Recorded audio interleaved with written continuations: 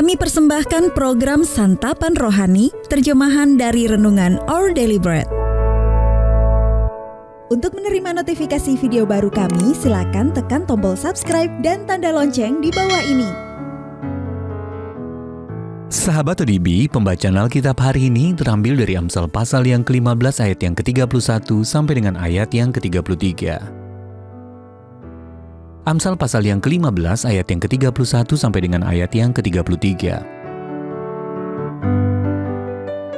Orang yang mengarahkan telinga kepada teguran, yang membawa kepada kehidupan, akan tinggal di tengah-tengah orang bijak.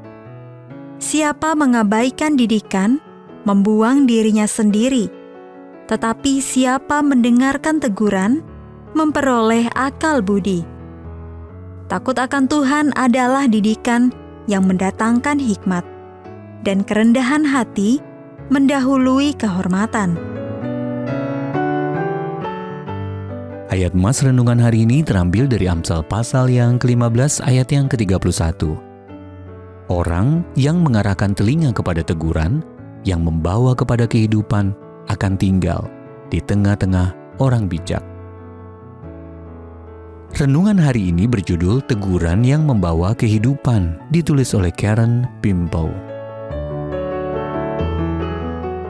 Aku sudah mengajaknya bicara baru-baru ini dan itu tidak mudah, kata Shelley.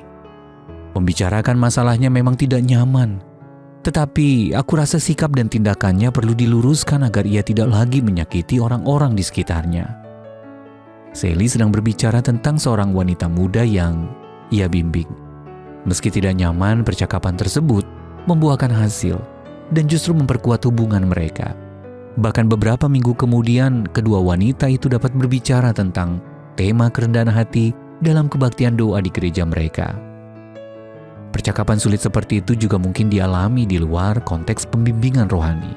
Misalnya ketika kita perlu berbicara empat mata dengan seorang saudara atau saudari seiman kita. Kitab Amsal dengan hikmat yang tak lekang oleh waktu berkali-kali bicara tentang pentingnya kerendahan hati dalam memberi dan menerima teguran.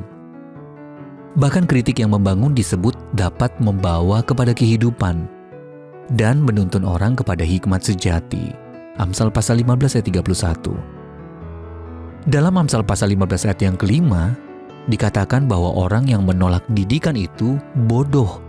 Tetapi mereka yang mengindahkan teguran adalah bijak. Jadi intinya siapa yang benci kepada teguran akan mati dalam ayat yang ke-10. Seperti yang Shelley saksikan, kebenaran yang disampaikan dengan kasih dapat memperbarui sebuah hubungan. Sahabat ODB, adakah seseorang dalam hidup Anda yang perlu menerima teguran yang membawa kehidupan dengan penuh kasih?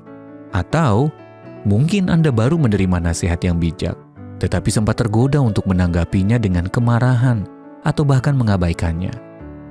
Ingatlah, orang yang tidak mau dinasihati tidak menghargai diri sendiri. Orang yang mau menerima teguran menjadi berbudi. Jadi marilah kita memohon kepada Allah untuk memampukan kita memberi dan menerima teguran dengan rendah hati hari ini. Sahabat ODB, bagaimana sikap Anda saat menerima kritik yang membangun? Kerendahan hati seperti apa yang Anda tunjukkan?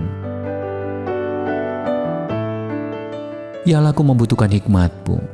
Berilah aku kerendahan hati dan kesiapan menerima teguran yang membawa kepada kehidupan. Our Daily Bread Ministry.